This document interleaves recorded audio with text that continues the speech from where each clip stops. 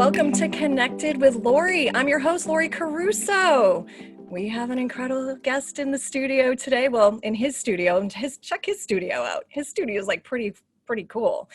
Luke is from T-Mobile, who is the Senior Manager for National Engineering and Business Development. Luke, welcome. Laurie, thanks for having me on.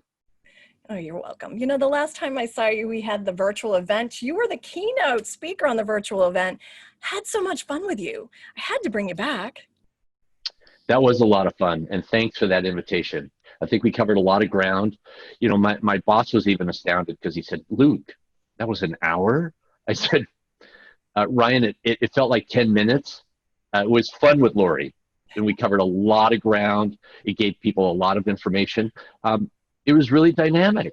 It was dynamic. And I think we also coined it from the Luke and Laurie show, something like that came out of that.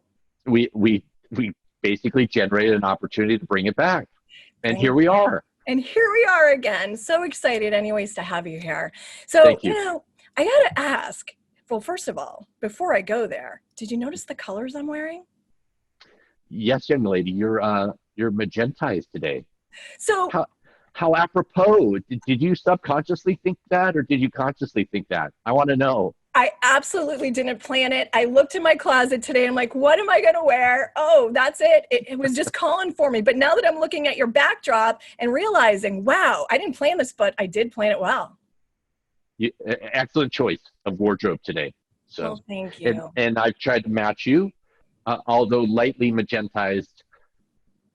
So it's working. We're looking good today. It's working. So I got to tell you, I am impressed with what I'm seeing in the news for T-Mobile. You guys are on fire. So recently I noticed that you guys are actually, you just had a historic day when you're merging and unifying your brands now together from the T-Mobile Sprint side, and you're bringing that into your retail space. Tell me a little bit about that. It's pretty cool.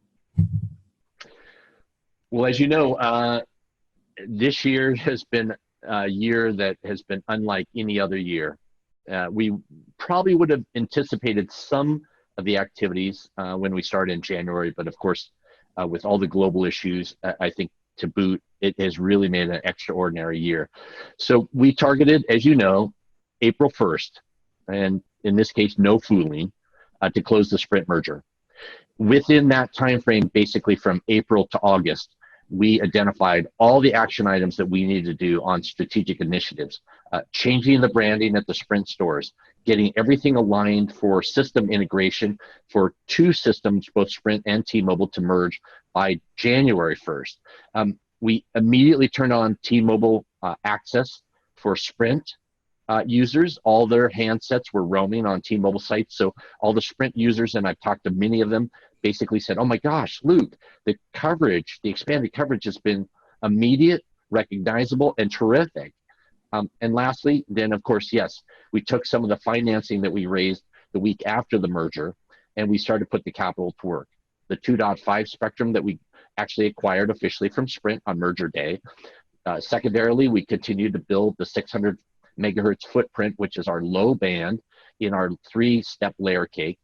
And then last but not least, we're trying to get a number of other smaller initiatives basically lined up for the first of the year that really brings and exposes the customer experience to the highest level. So, I mean, there's so many initiatives going on.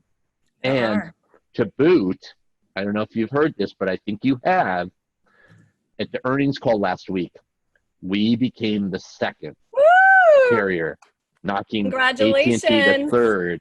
So we are now number 2. So we're gunning for Verizon. But of course, it's probably going to take us a little bit longer, but they know we're fast on their trail. Oh, this is excitement in the air. I'll tell you, my gosh, the competition is wild. Yeah, I was pretty impressed with that too. I mean, it's only taken you 4 months since the announcement to get to where you are, right? Rebrand like you are doing, and become number 2 right out of the gate the way you did. Nice job, you guys. Nice job. So we don't stop. You don't stop. Which is a modification of we won't stop. So you'll see that emerge now, that we don't stop.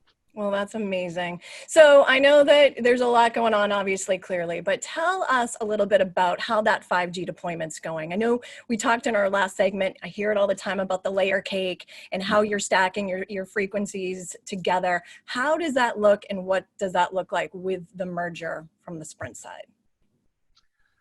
Well, collectively, it puts us in probably the sweetest spot that we could ever be. First, as you know, it challenges the other two incumbent carriers at the top and the bottom of the alphabet. They didn't really plan for a 5G in a combined layered cake kind of configuration like what we've set forth. So it's actually challenged them into a good spot so that the consumer wins, period. Second, with that, then the low band is the most important. When we launched it in December last year, 2019, we basically covered 220 million people in the United States. Wow. Now, we still have work to do, Yeah. but now we're up to 250 million people covered. And it really then sets forth the opportunity that that layer at 600 band, the lowest layer of the cake, is penetrating new locations that probably didn't have signal before. Mm-hmm. And it's equivalent to the 4G LTE speed, as you know, Laurie. So really, it's not really a speed play. It's really a coverage play. Mm-hmm. We continue to build on that platform, and we've got probably 400 additional sites to do between now and December. Part of my smaller initiative list that we talked about earlier. Second, we have now then taken that Sprint spectrum, the 2.5, and of course, as you know, as of August 2nd, we now have sunsetted the brand Sprint. Good, Wow. bad, or indifferent, that name has left the marketplace for good. You may see it a little bit in Best Buy till the end of the year. You may see it in certain segments of market advertising in local TV media markets, some smaller markets. But beyond that, past January 1st, you won't see it at all. Now everything is branded T-Mobile. So we're focused now on getting the 2.5, which is our indoor spectrum for 5G. That is the enabler for sensors, security, every aspect that you can think of, and even things that we can't think of in the future. Technology innovation is the platform there. So the 600 band first, second, the 2.5, and then of course we'll start to get into the millimeter wave deployments as we start aggressively working to merge both the Sprint or the T-Mobile systems in the destination venues, and then adding that key critical millimeter wave to the destination venue portfolio. That's going to take us probably a lot longer than all the activities that we've had the first 4 months. It's probably going to last 3 years for us to do that integration. Wow. Yeah. And you know, when I started Connected with Laurie, the future for Connected with Laurie was future innovation, talking about technologies, the speed of light, right? I mean, we don't know where it's going, but we know it's coming. And what are we going to do, and how are we going to challenge ourselves to be able to get there? So it's great that we're having that conversation. And I know a lot of our audience is looking to also find out ways that they can bring it indoors. So we talk a lot about the outdoors, the 5G network, and what that footprint looks like. But what can we say to these people that have buildings that want to deploy coverage inside? What would they say to you, or how would you look at that? Well, first and foremost, an excellent question. I think on everybody's minds, and especially for the fact that COVID-19 has hit in 2020, it has now moved technology to the forefront of everybody's minds. If they're working at home or working elsewhere outside the office, now technology and coverage and connectivity are all part of their daily recipe. So first and foremost, I think any and all of the folks out in the listening audience can really kind of on a dynamic basis just check their own coverage from a self-determination. Second, with the 5G layer, if you have a 5G device, and there are several in the marketplace, Apple will be here in October, then I think you may experience a better experience than with your 4G handset today. So it's really going to be handset-centric, Laurie, for customers to kind of see how coverage is affecting them currently. Do they have coverage? Do they have good coverage? And then what's that experience like? So once they've done that, I think secondarily, then they've got to make a determination. Who is responsible for handling the indoor space? Is that their landlord? As a tenant, is that self-performing in that step? Or is it somewhere in between where it's a mutual partnership? If coverage is impaired, where it's not working very well or not consistently working well, then they have to start looking at an in-building solution. There's a number of them in the marketplace, as you know. There's a number of providers, integrators, original equipment manufacturers, consultants that can help. And then secondarily, we support that. And through our program called Build Your Own Coverage, or BYOC, that supports both the end user, consumer, as well as the strategic partners. So both of those groups are blended together so that the experience at the end of the day is one that they feel comfortable in and that they find most useful. Absolutely. So there's nothing like having amazing service on the outside, and then you walk into this building, this LEED building that has low E glass and is designed for efficiencies. The worst. And then you're going to your desk and you sit down and there's no coverage. There's no coverage. Yeah. So I can imagine that that's a pretty big fix that you guys have on your plate for sure. Well, it's a partnership. Partnership is a good way to look at it. Like a utility, we feel that we have a responsibility and an engagement point, but we do believe it's incumbent on the user or the property operator or both to help us get there. We're going to try our darndest, as you highlighted, to bring the outdoor signal in. And of course, the 600 band is trying extraordinarily, almost, to make sure that the signal is coming in. Right. If it's not, then they have to look at what is their wireless master plan, how does Wi-Fi exist with maybe a cellular solution, and then as we know with the auctions, with the CBRS auctions underway, does that present another opportunity to then combine in a bundle Wi-Fi, cellular, and then a private network opportunity? For some it may, for others it might not. Regardless, everybody's going to be accustomed to putting together a wireless master plan for their property, or at least they should, and that will draw the roadmap for them. Absolutely. Really, really important that you just touched upon that. And we are going to get into talking about the CBRS platform as well. We're going to take a short break, though. We're going to take a short break, and we're going to be right back after these messages.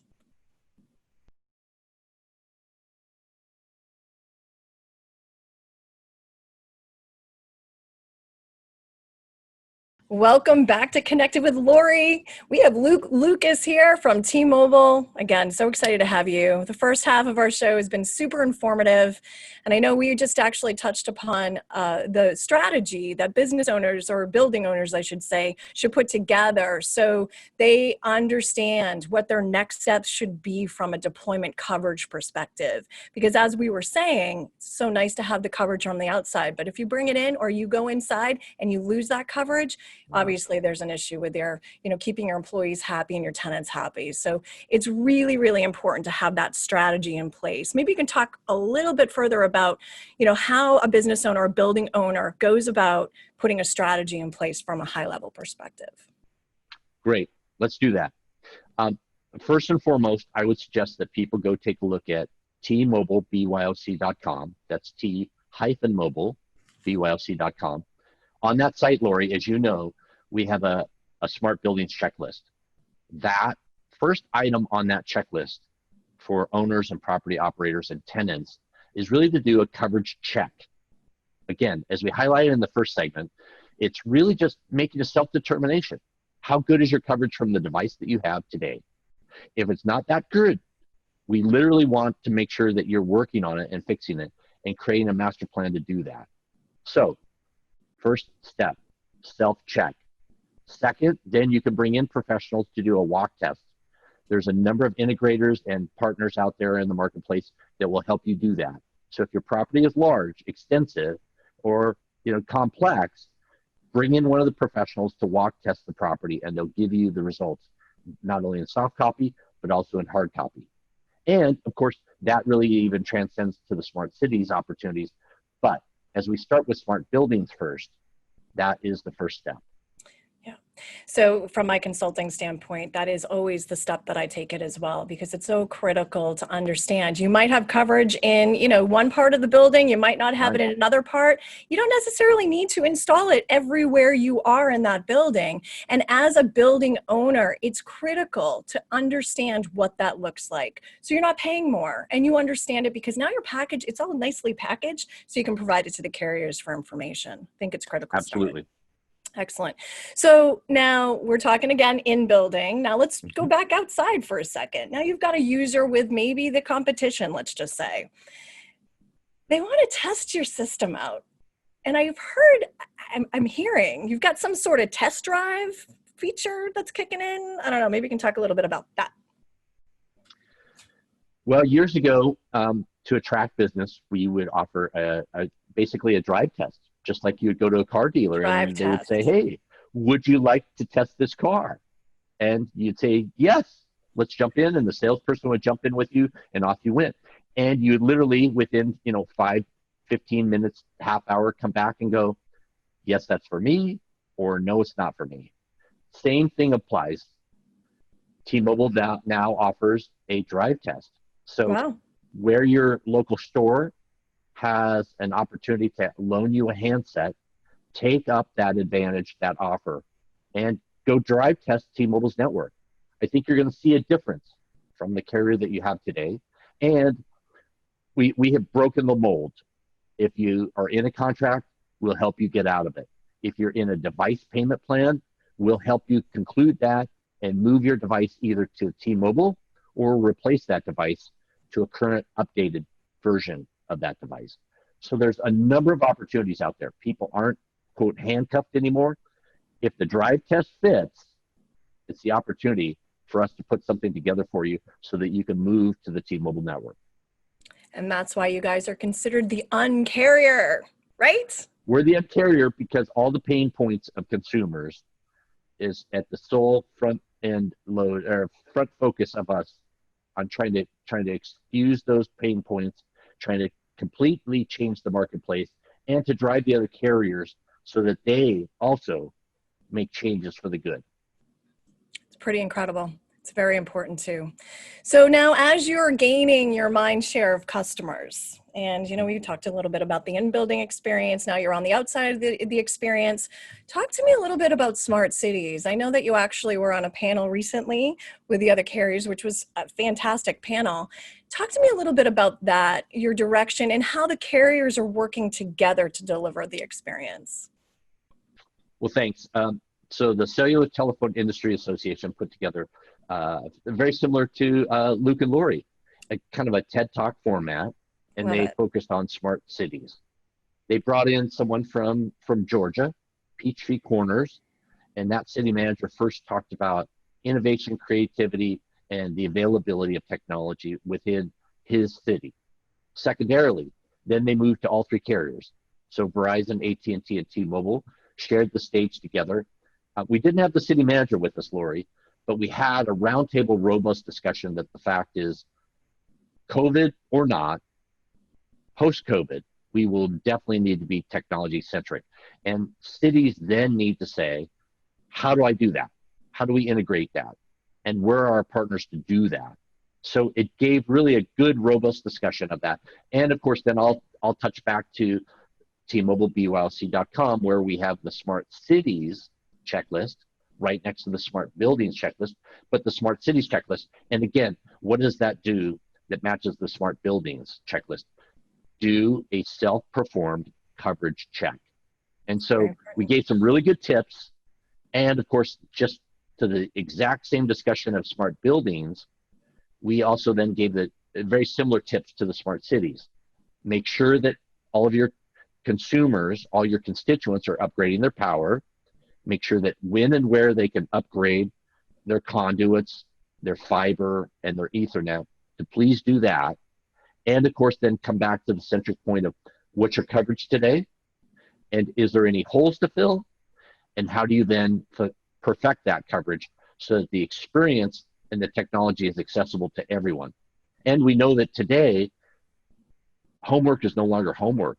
Homework is now schoolwork for so many kids. So Absolutely. technology has to be in the residential areas more so than ever today, because the kids aren't taking off to go to school and the parents aren't taking off to go to work.